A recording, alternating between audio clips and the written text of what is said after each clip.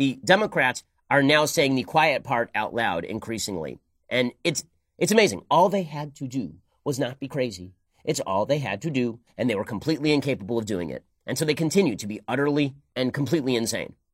So here is a story from the Washington Post about Saikat Chakrabarti, who is the supposed genius behind AOC. According to the Washington Post magazine, I mean, the kind of glowing coverage that radical leftists receive from the mainstream media is truly incredible. It's a long piece titled AOC's Chief of Change. Saikat Chakrabarti isn't just running her office. He's guiding a movement. Ooh. I remember when they used to say this sort of stuff about staffers for Paul Ryan. There'd be a staffer for Paul Ryan putting out a big plan on how to reform entitlements, and the Washington Post would run huge stories about how a nearly anonymous staffer was actually supremely powerful, a genius, wonderful, lovely. The media's love affair with the radical left, it's unbelievable. Here's the story. On a Wednesday morning in late May, emissaries of two of the strongest political voices on climate change convened at a coffee shop a few blocks from the U.S. Capitol. Saikat Chakrabarti, chief of staff to Representative Alexandra Ocasio-Cortez, was there to meet Sam Ricketts, climate director for Washington Governor Jay Inslee, who is running for president almost exclusively on a platform of combating global warming. A newly released plank of Inslee's climate change agenda had caught the attention of Chakrabarti and his boss, who had tweeted that Inslee's, quote, climate plan is the most serious and comprehensive one to address our crisis in the 2020 field. Pleased by the positive reception from the demanding Green New Deal wing of the climate struggle, Ricketts had set up this meeting with Chakrabarti to establish a personal connection and share approaches to climate advocacy. Now, there's a punchline to this story. Okay, here's the punchline. Just wait for it. Chakrabarti had an unexpected disclosure. He said the interesting thing about the Green New Deal is it wasn't originally a climate thing at all. Ricketts greeted this startling notion with an attentive poker face, reports the Washington Post. Do you guys think of it as a climate thing? Chakrabarti continued. Because we really think of it as a how do you change the entire economy thing. So that's saying the quiet part out loud right there. One of the suspicions of people on the right for a long time has been the global warming movement. We have to restructure the entire global economy in order to bring down the climate. And then people on the right point out, well, even if you did all the things you are talking about, that would not actually lower climate change in any marked degree. You could completely devastate the economy of the United States. China and India would still be providing a huge bulk of the carbon emissions that are allegedly leading to global warming. The suspicion has been that it really isn't about lowering the climate, that it really has been about a Marxist redistributionist scheme whereby you take down the American economy and then you redistribute those resources to quote-unquote poorer countries, or you undercut capitalism in favor of a global redistributionist system. And that's really what this is about. And Chakrabarti is saying this out loud.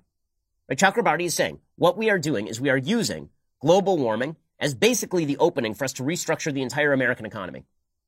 Now, Ricketts, who's the staffer for Inslee, I love this. He responds, yeah. Then he said, no. Then he said, I think it's a duel. It's both rising to the challenge that is existential around climate, and it is building an economy that contains more prosperity, more sustainability in that prosperity, more broadly shared prosperity, equitability, and justice throughout. Chakrabarti liked the answer. He said, the thing I think you guys are doing that's so incredible is you guys are actually figuring out how to do it and make it work, the comprehensive plan where it fits together. I'd love to get into a situation where everyone's trying to just outdo each other. And then Chakrabarti said, I'll be honest. My view is I think you guys aren't going big enough. And then Ricketts answered, well, we're not done. When it comes to a nationwide economic mobilization, there's more to come on this front. And other key components we're going to be rolling forward. Speak to some of the key justice elements of this, ensuring every community's got a part of this. So notice how that conversation goes. Now, this is all taking place in front of a Washington Post reporter. So they are being a lot more open than you would think they would be, talking in front of a Washington Post reporter, except that the Washington Post reporter is busy drooling into a cup, apparently, as all of this happens. So Chakrabarti says, we're going to restructure the entire American economy, and climate change is basically just a lever, a public relations lever for us to do exactly that. And then Inslee's guy's like, well, no, but yeah. And then Chakrabarti is saying, well, what? Let's go even further. And then Ricketts gets excited. He's like, yeah, let's do that, man. Let's restructure the American economy. Nationwide economic mobilization, justice, community. The Washington Post says Ricketts kept laying down chords in Chakrabarti's key. It was an acknowledgement of just how far inside establishment Washington the progressive movement has reached. Everything is intersectional now, including decarbonization. Chakrabarti told the Washington Post reporter, I like to show my cards and see people's reactions. I just wanted to get a sense of where they're coming from. They seem open and hungry and want to do stuff.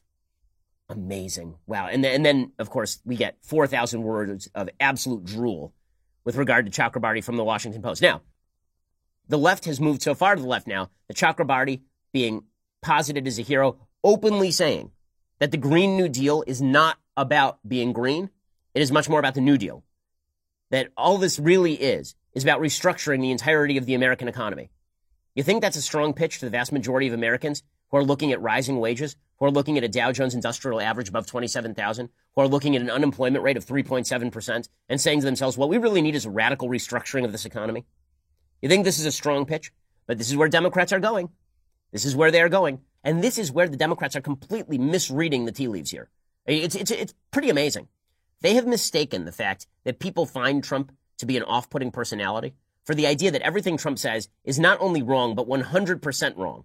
And they have to go 180 degrees the opposite. So they can't just go 10 degrees the opposite and kind of deflect off some of the good points that Trump is making and then make quote-unquote better points, if that's what you think, more reasonable points. Instead, they've decided what we have to do is run directly the opposite direction. So as Trump says protect the border, we say open the border. We say arrest no one. Trump says we'll arrest everyone.